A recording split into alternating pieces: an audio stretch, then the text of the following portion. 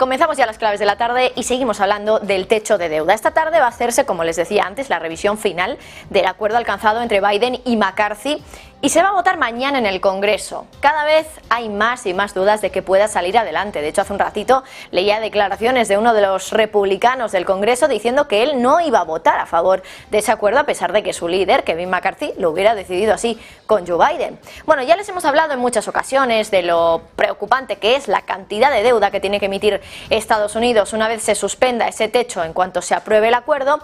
Y hay estimaciones que dicen que de aquí a final del tercer trimestre se emitiría deuda por $1 billón.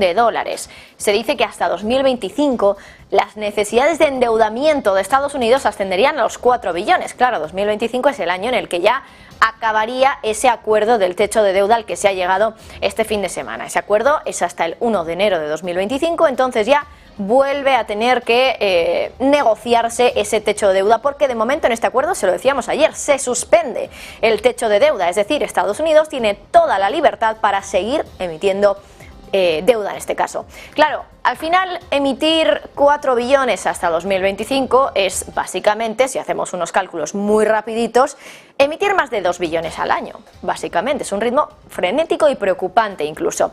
La gran duda ahora es hasta qué punto va a poder el mercado absorber todo ese papel, toda esa deuda, sin que la Fed tenga que volver a apretar el botón de encendido de la máquina de impresión de billetes, de impresión de dinero. Esa es una de las grandes dudas, porque todos estos años, desde la crisis financiera, la Fed ha estado ahí, funcionando como una especie de garante para el gobierno de Estados Unidos.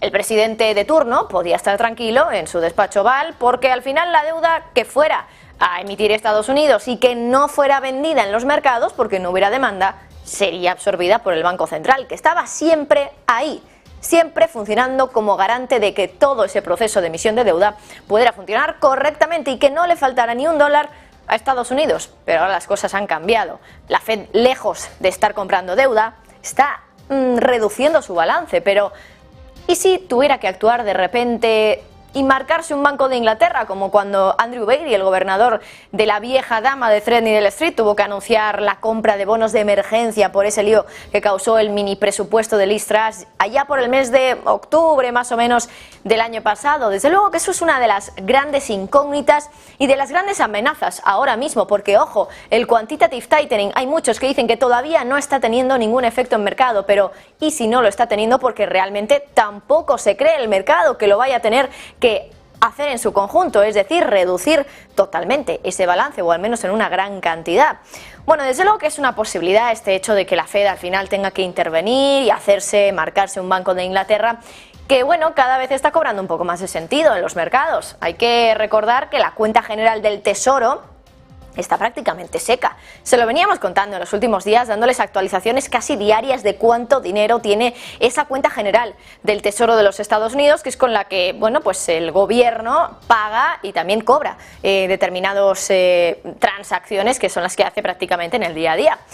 Y ojo a estos últimos datos, los del jueves pasado, que básicamente nos aseguran que esa cuenta, lo están viendo ustedes en pantalla, cerró ese día jueves con 39.000 millones de dólares. Es que eso es una cantidad irrisoria para que un país como Estados Unidos esté haciendo todos sus pagos solo con ese dinero, con 39.000 millones de dólares. Es que estamos hablando de dinero que podría tener en un momento determinado, por ejemplo, Apple, sin ir más lejos.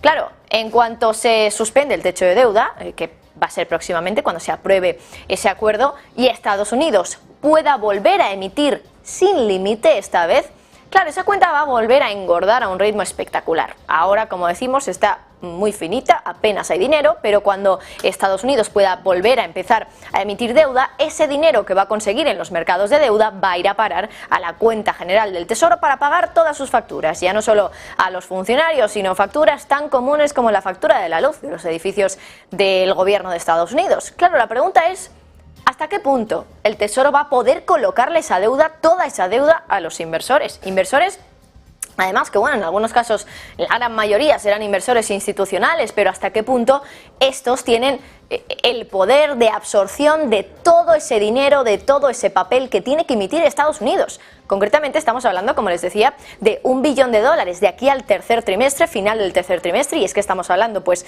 de finales de verano, claro, esto es prácticamente en nada de tiempo, unos pocos meses, y estamos hablando de 4 billones en los próximos, no llega a 2 años, año y pico. Muchísimo dinero que tiene que emitir Estados Unidos y que, ¿quién lo va a comprar? Esa es una de las grandes dudas. Y es que al final estamos en una situación económica extremadamente delicada. La recesión, ya lo saben, está a la vuelta de la esquina. Es cierto que los bonos están ofreciendo rentabilidades importantes, 4, 5% en el caso de Estados Unidos. Pero claro, la bolsa está imparable. Hoy el Nasdaq, sin ir más lejos, les contábamos, el futuro, eso sí, los futuros del Nasdaq subiendo un 1,37. Si se ponen a pensarlo, como haya 3 días así, ya el Nasdaq en 3 días estaría superando la rentabilidad de los bonos de Estados Unidos a un año. Al final, es un claro rival para la deuda de Estados Unidos, lo que está pasando ahora con la bolsa y el hecho de que ahora pues esté subiendo con este ritmo. Y bueno, al final ya saben ustedes que el Tesoro, les decía, está pagando en torno al 4 o 5% anual, perfectamente lo que puede llegar a subir el S&P o el Nasdaq, sin ir más lejos, en un lapso tan solo de unos días, 1 o 2 semanas, en el mejor de los casos, en el momento en el que, por ejemplo, estamos ahora, que parece que todo es optimismo en los mercados financieros. Pero lo más grave de todo es que ahora ya no tenemos a la Fed de garante. Fíjense en ese gráfico que les estamos poniendo de The Balance. Hasta ahora el principal acreedor de Estados Unidos ha sido la Reserva Federal. Eso que ven de un color verde más o menos, verde agua, es la Reserva Federal. Es cuánto concretamente de toda la deuda que tiene emitida Estados Unidos está en manos de la Reserva Federal. Luego los mayores acreedores son los países, esa parte ahí amarilla, naranja que ven ustedes que, bueno, pues ahí lo califican como foreign, al final inversores extranjeros, países extranjeros que tienen deuda en, de Estados Unidos. Y bueno, por cierto, ya les avanzo que entre estos países inversores extranjeros, el principal, por ejemplo, es Japón, pero es que luego va China. Ya saben ustedes la tensión que hay entre Estados Unidos y China. Sin ir más lejos, hoy China diciendo que no quiere que vaya Lloyd Austin a Singapur para reunirse con su homólogo de China, con el ministro de Defensa. Tensión asegurada, pero claro, China es uno de los principales acreedores de Estados Unidos y luego tenemos ya pues a fondos de inversión, fondos de pensiones, pero son una parte muchísimo más pequeña dentro de los acreedores de Estados Unidos. Así que si de ese gráfico eliminamos por completo la parte verde agua, es decir, Reserva Federal, nos quedamos con una parte muy pequeña. ¿De verdad creen ustedes que sin la ayuda de la Reserva Federal, sin esa parte verde, el mercado va a poder absorber esos 4 billones de dólares que se esperan que emita en deuda Estados Unidos hasta 2025 y no 2025 finales, principios, 1 de enero? Son muchos los que creen que la Fed no va a salir impune de esto y que al final ese QT, ese quantitative tightening, esa reducción del balance, es algo a lo que le quedan muy poquitos meses de vida, poquitos meses para desaparecer y que vuelva, al menos quizá de manera puntual, ese quantitative easing, igual que pasó en Reino Unido a finales del año pasado con el episodio de caos causado por ese mini presupuesto de Liz Truss. Quién sabe si ahora, cuando pues Estados Unidos se encuentre con la necesidad de emitir tantísimos billones de dólares y no tenga demanda suficiente como para poder cumplir con todas esas emisiones, hasta qué punto va a tener que recurrir de nuevo a la puerta de Jerome Powell. Bueno, hay que recordar que lo que pasó en Reino Unido fue que el plan de Liz Truss al final causó una venta masiva en bonos. Eso hizo también que, pues para muchos fondos de pensiones en Reino Unido hubiera unas pérdidas no realizadas muy importantes, y eso hizo al final que el Banco de Inglaterra tuviera que rescatar, hacer una intervención temporal para comprar bonos en una situación de emergencia. Es algo que hizo durante un tiempo determinado, luego dejó de hacerlo, pero claro, eso vino a ser una simple confirmación de algo que ya sabíamos y que es realmente la base del nuevo sistema financiero que han creado los bancos centrales, que nunca van a poder deshacer lo que ya han hecho y que nunca van a poder estar completamente desvinculados del mercado de renta fija, porque ellos al final son siempre el último recurso de los gobiernos cuando el mercado no puede absorber toda la deuda que necesitan emitir por todo el dinero que necesitan gastar. Claro, esto al final también puede suscitar otra duda: ¿hasta qué punto nos hemos metido de lleno por esto en un mundo que va a ser infinitamente inflacionario.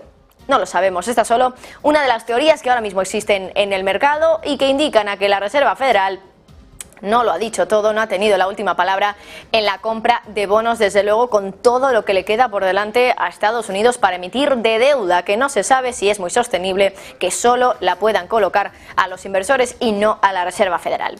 Vamos